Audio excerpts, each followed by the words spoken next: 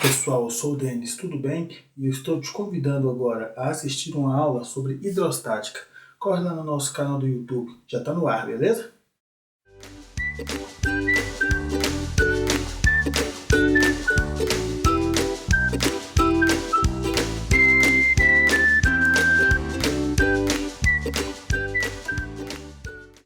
Pessoal, eu sou o Denis e agora eu vou te dar algumas dicas para o vestibular da UFO. Primeira dica, hidrostática. O que é hidrostática?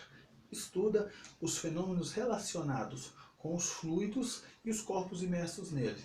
Por exemplo, por que um balão pode voar, por que um corpo não afunda na água, ou talvez afunde. Tudo estudado pela hidrostática. Primeiro conceito que você deve lembrar, densidade, relação entre massa e volume. Diferencie densidade de massa específica. Massa específica é massa sobre volume para uma substância e densidade é massa sobre volume para o corpo. Se o corpo é maciço, a densidade e a massa específica terão o mesmo valor. Se o corpo é oco, terão valores diferentes, a densidade será menor. A densidade pode me falar se um corpo vai afundar ou flutuar em um líquido. Quando a densidade do corpo for maior que a do líquido ou do fluido que ele está imerso, ele vai afundar. Se for igual, ele vai ficar em equilíbrio totalmente submerso. Agora, se a densidade do corpo for menor que a densidade do líquido, ele fica em equilíbrio parcialmente submerso. Igual aqui, ó, igual o gelo. Quando você bota o gelo lá dentro da água, ele fica com 90% do seu volume dentro da água e 10% fora. Por quê? Porque a densidade do gelo vale 0,9 gramas por centímetro cúbico. E a densidade da água vale 1 grama por centímetro cúbico. Se eu fizer essa relação de densidade do corpo dividido pela densidade do líquido, eu vou ver que o volume submerso vai corresponder a 90% do volume total, nesse caso do gelo. Então, qual a porcentagem de um corpo que vai ficar submerso num líquido? É justamente essa relação entre a densidade do corpo e a densidade do líquido, certo? A pressão que um líquido faz no fundo de um recipiente ou no fundo de um rio vai depender de duas coisas, da densidade do líquido e da altura da coluna de líquido.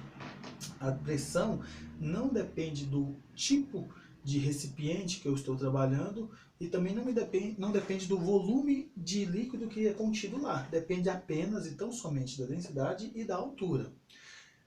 Quando eu falo de pressão, eu tenho que lembrar da pressão atmosférica. O que é a pressão atmosférica? É a pressão feita pela atmosfera na superfície da Terra. Essa pressão, a nível do mar, tem valor de 1 vezes 10 a quinta newtons por metro quadrado, que é o chamado 1 atm. Esse 1 atm é a pressão que a atmosfera faz a nível do mar. A água precisa de uma coluna de 10 metros para fazer esse mesmo 1 atm. Então pensa comigo, se eu estou dentro do mar, embaixo da água, a pressão total lá vai ser a pressão que a atmosfera faz mais a pressão do líquido. E a cada 10 metros que eu afundo na água, a pressão vai aumentar 1 atm. Então, ao nível do mar, qual é a pressão? 1 atm. 10 metros de profundidade na água, a pressão vai ser 2, porque tem 1 da atmosfera e mais 1 da coluna de 10 metros de água. Denis, a 100 metros de profundidade, qual vai ser a pressão? A cada 10 metros eu tenho 1 atm. Então, a 100 metros eu terei 10 atm. Mais a pressão atmosférica, então a pressão total a 100 metros seria de 11 atm. E o que é empuxo? Empuxo é uma força que os fluidos fazem nos corpos que estão imersos nele. Esse empuxo corresponde ao peso do volume de líquido que eu deslocar. Então, eu peguei um corpo e coloquei dentro da água. Para ele ficar lá, ele tem que tirar uma parte da água. Essa parte da água vai ter um determinado peso. Eu vou pesar essa quantidade de água que eu tirei e esse valor vai ser justamente o empuxo. Esse valor desse peso do líquido deslocado é a força que o líquido vai fazer nele, ou o fluido, seja lá qual você esteja trabalhando, vai fazer nesse corpo vertical para cima. Beleza? E uma última coisa, prensa hidráulica. O que é prensa hidráulica? É um dispositivo para que eu possa elevar uma massa grande com uma força menor. Qual é a relação? F1 sobre A1 é F2 sobre A2. Quanto maior a área que eu tiver de contato, maior é a força que vai aparecer lá.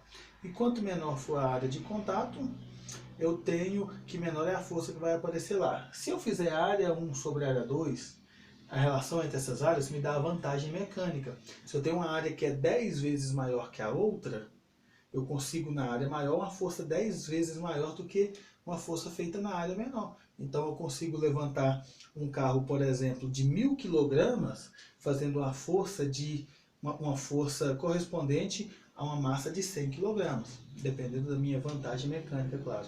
Lembre-se, no Sistema Internacional de Unidades, densidade tem que ser medida em quilogramas por metro cúbico e pressão em newtons por metro quadrado. Beleza? Boa prova!